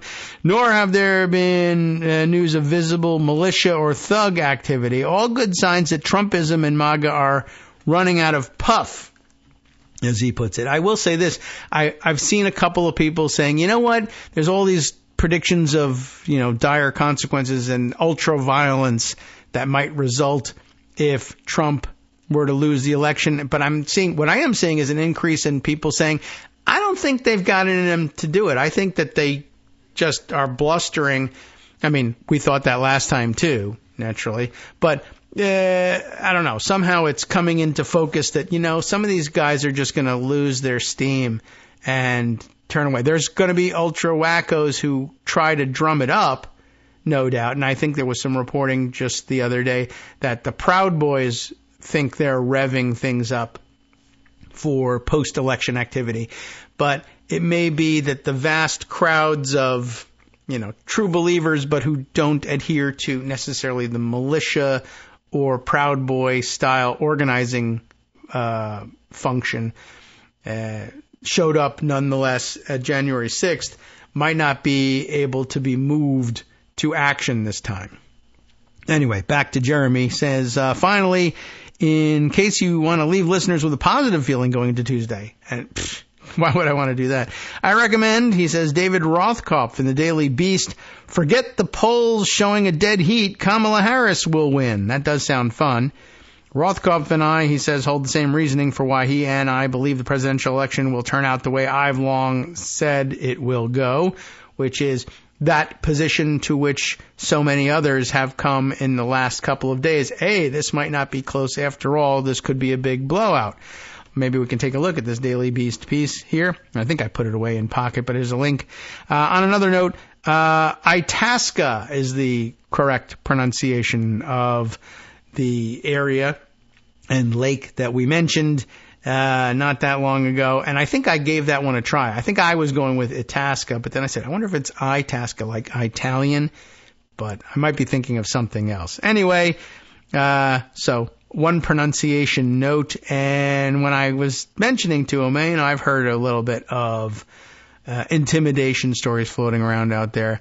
He also added one more closing comment, a gripe about presidential elections. Every 4 years I complain about the fact that media begin calling states before all Americans have finished voting. Yeah. Meanwhile, here's a link to a clear summary of when voting ends. And that I think I have been seeing circulating as well. Good news for, when do polls close in each of the states? You'll want to keep track of that. Note that most of the Eastern time zone's red states close voting an hour before most of the blue states. Similar in the Central time zone. That's an interesting observation. While Mountain Standard Time states are a mixed bag. Pacific and beyond, all blue, all close at 8 p.m. local time. Even here in purple, now blue, Virginia, we close at 7 p.m.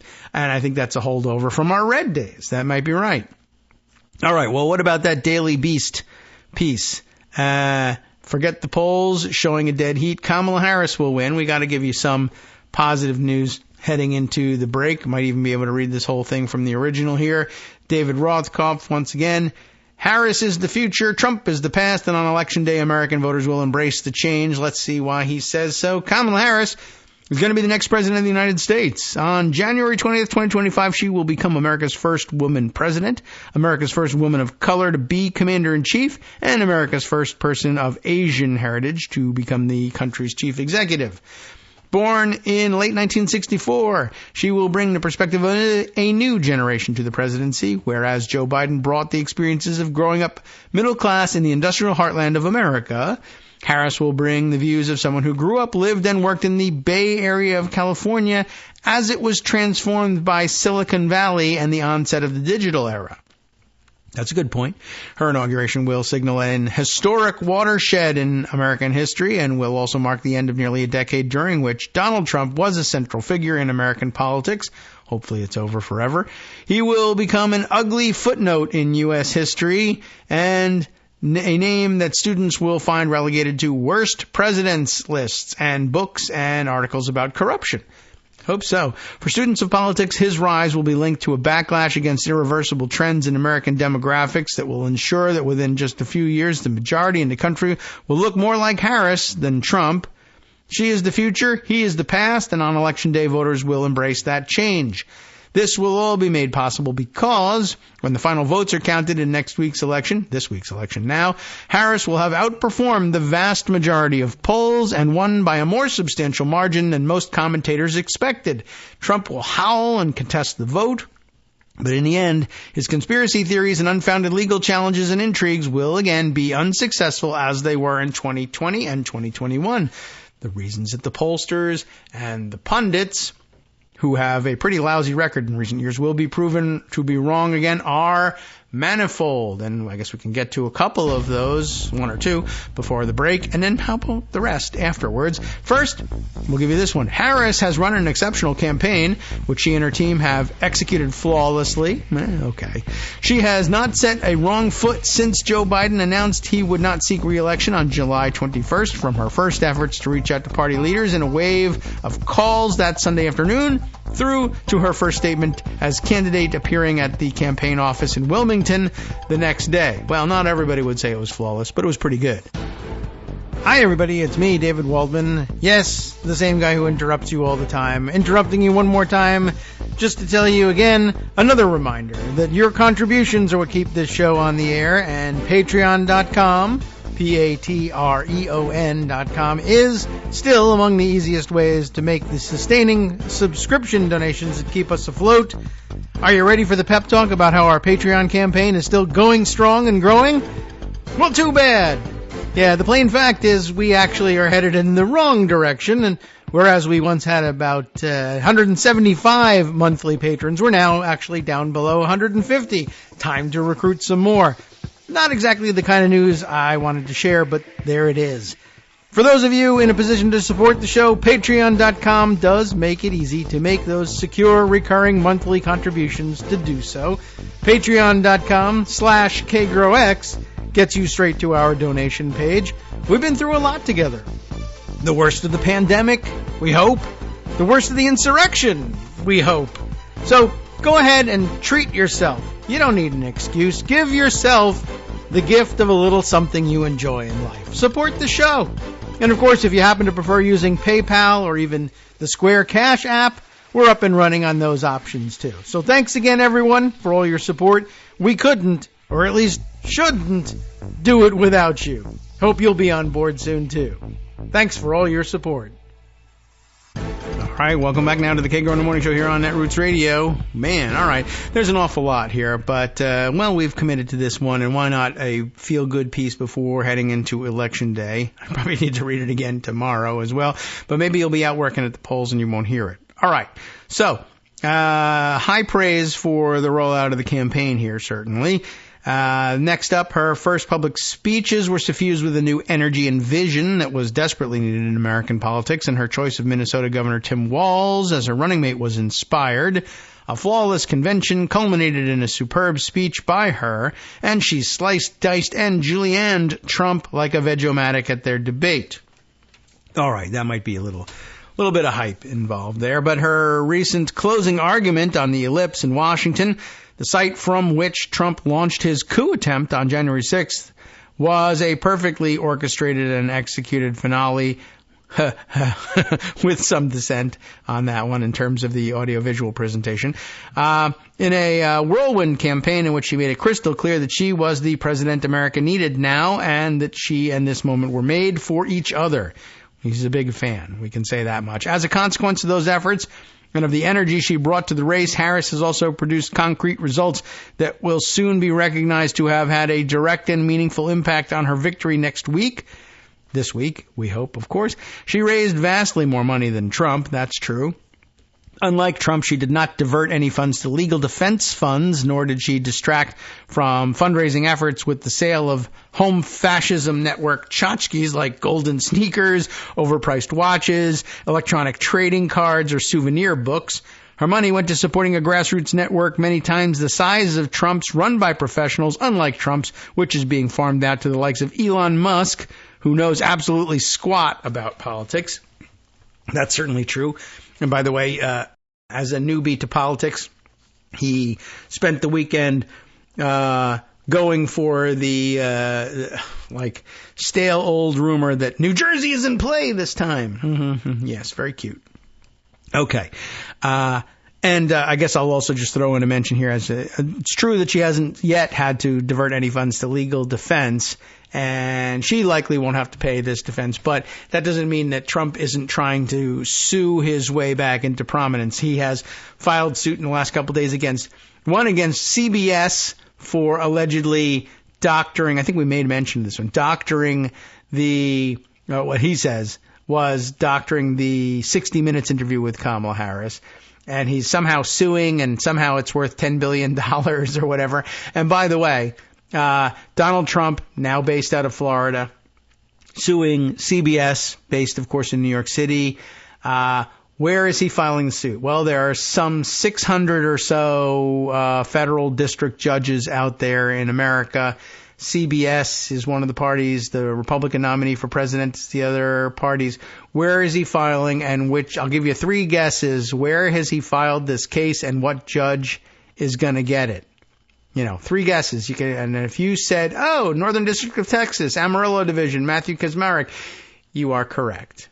That is where that suit got filed. Yep, sure. All right. Just thought I would make mention of that if we didn't get it in there on Friday. Anyway, so where were we? Oh, yes, right. Trump doing all the dumb things, using his time to sell tchotchkes and file lawsuits, I guess, and then outsource the door-knocking operation to Elon Musk after having given it to Charlie Kirk and having that fail. Those funds have helped pay for a campaign, that is the funds that she has raised, Kamala Harris, a campaign that has been distinguished not by just massive rallies and big ad buys, but one that has mastered digital media like no other campaign in history. Recognizing its new preeminence, in delivering news to Americans and in shaping their views, it has also paid for a vast, detailed, well-run campaign that has had the benefit of, there's a little typo here. Benefit of unprecedented numbers of volunteers from coast to coast. Trump's corresponding efforts were a fraction of Harris's everywhere that matters. Harris has mobilized a new coalition that will be responsible for her victory thanks to massive get-out-the-vote operations and carefully targeted messages that have tapped into the gestalt of every crucial group of voters with concrete ideas. She has been aided by the support of the historically productive track record of the Biden-Harris administration and persuasive, timely, and often edgy messaging, just to harken back to what Greg was talking about, and permission structures and campaigning with Liz Cheney, and I know that engendered a lot of complaints. But it will be real interesting, as he alluded to. I think what he meant to connect there, and he sort of put the connective tissue together, but we really should nail it home.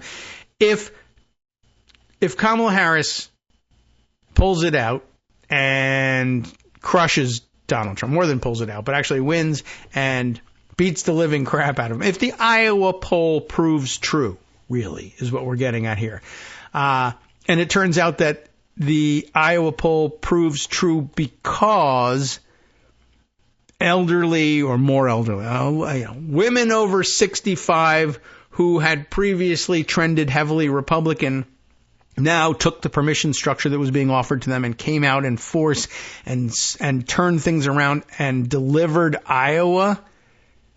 And if the people who are chiefly responsible for having delivered Iowa say key to that was finding out that it was okay to vote for Kamala Harris without giving up on Republicans or Republicanism or my past or being ashamed of my past voting record, that I could do the right thing now regardless of where I had stood before, and that Liz Cheney gave me the permission to do that. Will we acknowledge, that there was some special genius in that, or will we just say, oh, Liz Cheney? You can still do that, by the way. Just as the permission was granted for women over 65 of a Republican bent to say, you don't have to give up on everything you ever believed in to do the right thing and vote for Kamala Harris here. You don't have to give up on everything you believed in order to say, well, it was okay to campaign with Liz Cheney. I don't like Liz Cheney. I don't agree with Liz Cheney about most things. We're voting for the same person. That's coincidence or not. I don't know how you want to treat it, but I don't care. I'm doing my thing because of the way I'm doing it. She's doing her thing. If I win partially because she said it was okay for other people to join us in winning, that's fine. You can get over it. Okay. Back to the article here. As in 2022 and in interim elections before and after, the modeling of pollsters will have been proven wrong because it underestimated the anger of women at the repeal of Roe v. Wade. Trump's pick of misogynist troll J.D. Vance as his running mate, has repeated chest thumping on Roe and his promise to protect women whether they like it or not. A toxic male outlook that has seen him named in accusations of sexual abuse from dozens of women throughout his adult life, have also sent the message that Trump-Vance MAGA is the most anti-woman ticket in history. Women have noticed, and that is why the most striking data from the now over 30 million votes that have already been cast is that the gender gap among voters is approximately 10%.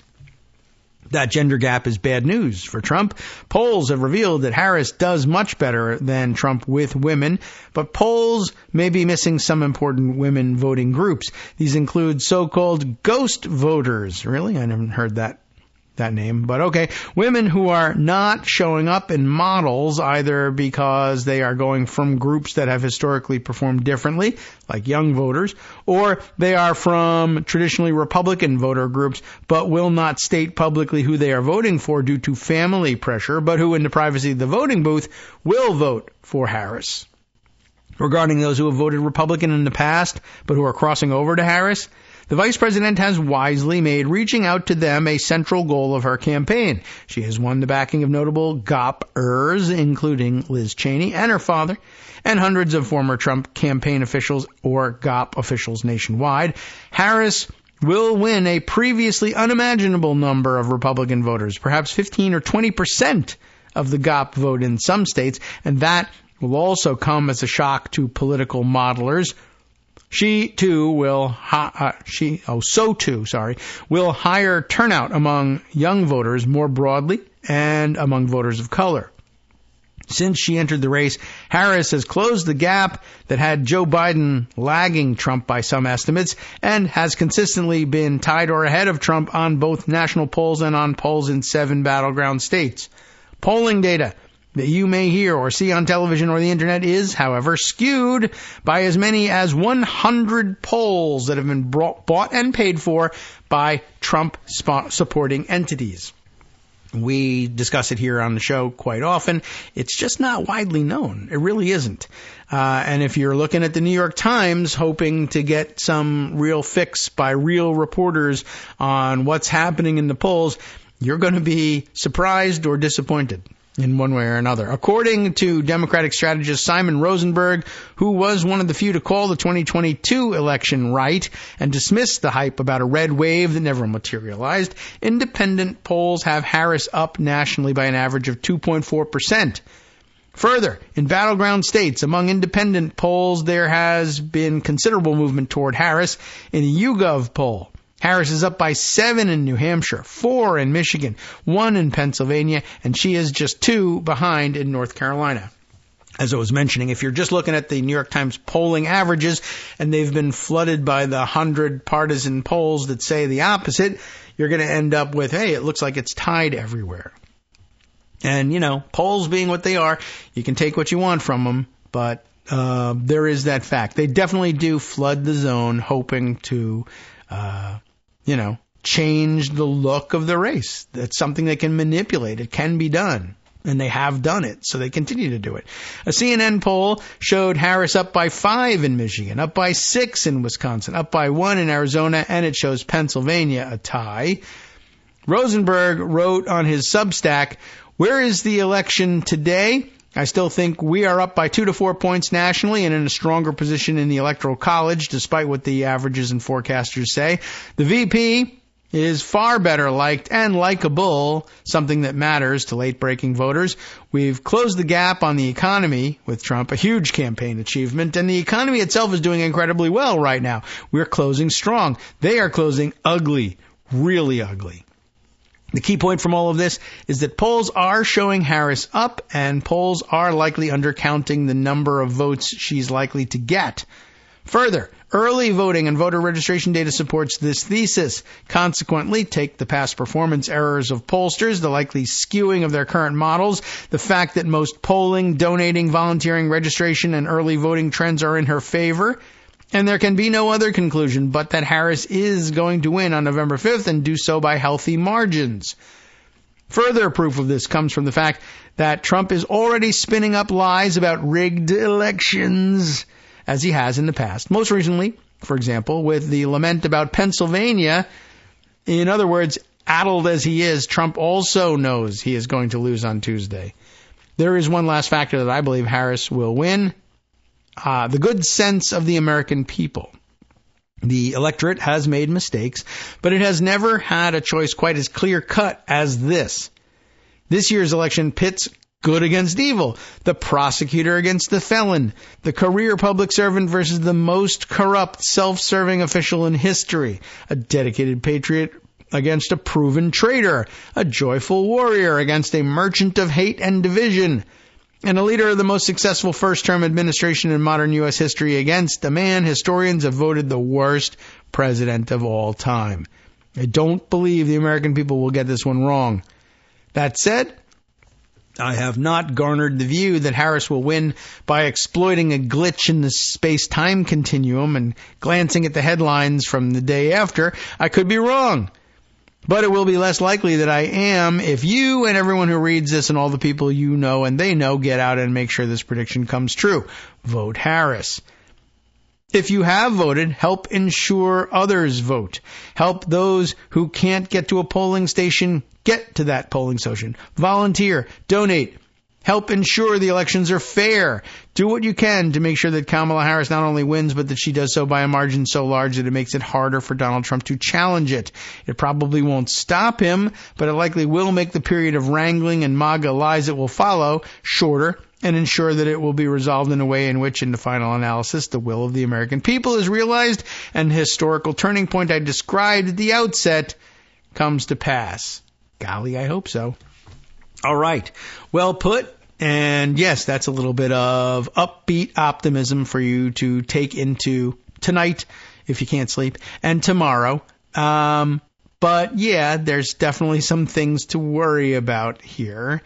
And I don't know if I feel like putting a damper on things by reading some of these other ones. So let's jump around. There's definitely a couple other things that are bad news, but aren't necessarily, oh my God, we're going to lose. But I guess we should be preparing for what will they say when they lose. Also of note, a very interesting piece in The Atlantic, which I got a hold of, which is enormous and worth looking at. And I mean, I guess, yeah, I mean, maybe this is something to spend a couple of minutes on. There's no way to fit it all in there because it's a huge, long-ass read. And it's about Trump, but it's not so much a downer like, oh my God, they're going to, stage another coup, as it is they're all murdering one another. The backstabbing behind the scenes is what's being revealed in this one. The Atlantic's piece, Inside the Ruthless, Restless Final Days of Trump's Campaign, by Tim Alberta in The Atlantic, published over the weekend, and of some significant interest, I think, and some real great pull quotes from it that I saw shared over the weekend. Let's see what we can get to and close it out this way. Why not? I mean, I guess this is still optimism for the Harris side of the coin on this one. These guys are all stabbing each other in the back. At the end of June, it begins in the afterglow of a debate performance that would ultimately prompt Joe Biden to end his campaign for re-election. Donald Trump startled his aides by announcing that he'd come up with a new nickname for his opponent. And here we run into the situation where we have to decide whether or not we are going to simply quote the opposition or whether we're going to give you our best interpretation of how you can glean what it was that they said. This is one of those words that we're not supposed to use anymore, that some of us grew up with on the playground and used way too late in life. But here's what it is. All right. Well, look, I mean, here I think we'll just say the word with the appropriate warning. This is found to be offensive by most people, most normal people these days. And this is what Donald Trump didn't get here and said, Donald Trump startled his aides by announcing that he'd come up with a new nickname for his opponent. And usually his nicknames are dumb, but there's something to it. Maybe they stick, maybe they don't. I like the Meatball Ron one. Here's what he got to say after the debate. He says, the guy's a retard. He's retarded. I think that's what I'll start calling him. Trump declared aboard his campaign plane en route to a rally that evening, according to 3 people who heard him make their remarks, retarded Joe Biden. I understand the temptation. I've been sorely tempted. Believe me, for years now to say, I need the word back to use it as a gut punch about Donald Trump. But once again, every Republican accusation is a confession. And we finally coming around to what I was considering just referring to as the R word, because there aren't that many R words that are, banned from public usage by polite people. That's the one. But there it is. You remember the word. I apologize. That's Donald Trump speaking.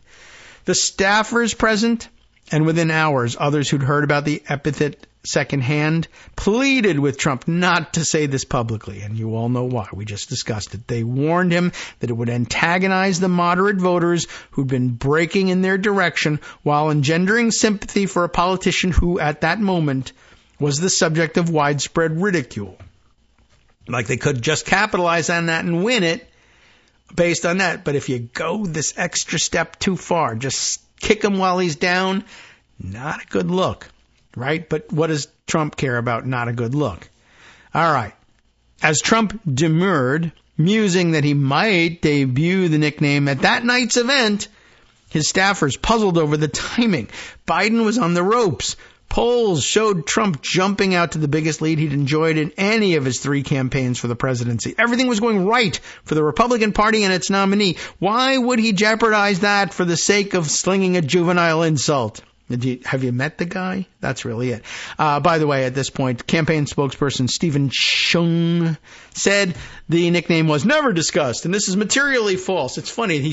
Tim sprinkles responses from Chung throughout this thing, and it's basically like 700,000 sources are confirming that Donald Trump said this thing. Campaign spokesperson Stephen Chung denied it categorically. Right? It gets to be humorous. All right, moving on. Over the next several days, as Trump's aides held their breath, convinced he would debut this latest slur at any moment, they came to realize something about Trump. He was restless, unhappy, and yes, tired of winning. You remember that line from way back when? You're going to get tired of all the winning.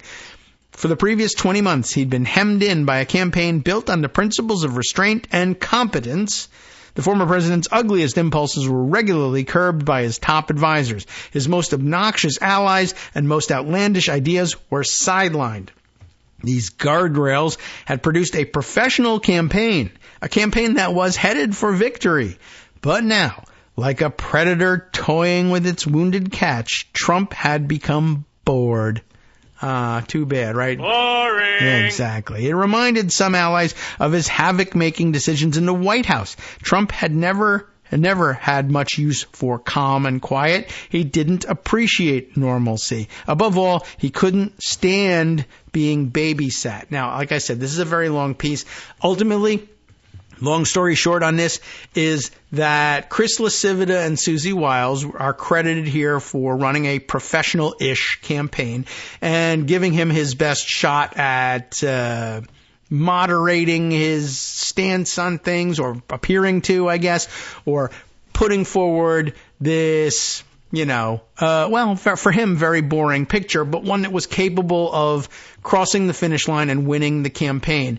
And Trump simply can't take it. But their view is, as they get pushed aside, and there's very interesting mechanics about how they get pushed aside, that's when things start breaking down, when you have Tony Hinchcliffe on the stage, where you have Laura Loomer on the pre-campaign flight.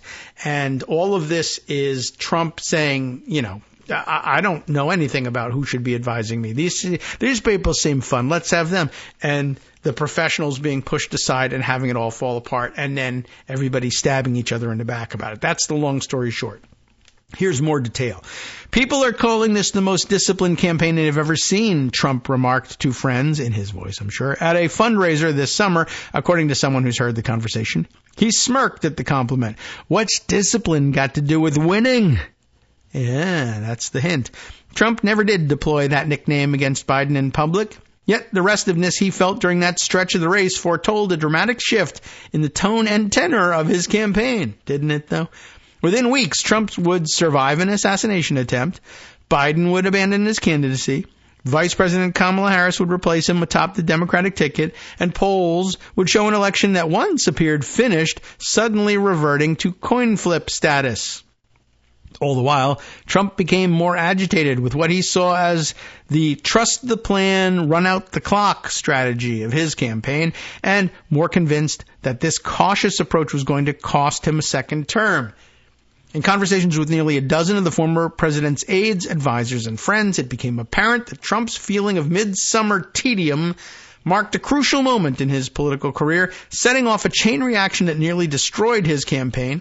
We would say actually did destroy his campaign at this point, and continues to threaten his chances of victory.